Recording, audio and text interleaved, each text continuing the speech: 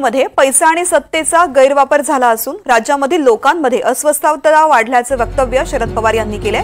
शरद पवार काय म्हणाले पाहूयात। लोकांच्या चर्चा ही होती की कालच्या ज्या निवडणुका झाल्या त्या निवडणुकीमध्ये सत्तेचा गैरवापर आणि पैशाचा महापूर या गोष्टी यापूर्वी कधी बघितल्या जात्या।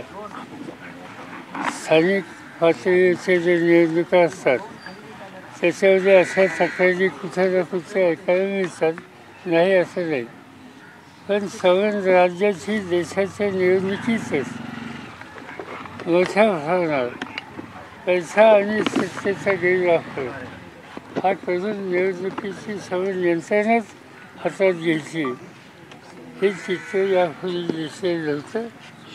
ते यावेळी महाराष्ट्रात बघायला मिळाले आणि त्याचा परिणाम लोकांची अस्वस्थता वाढलेली आहे।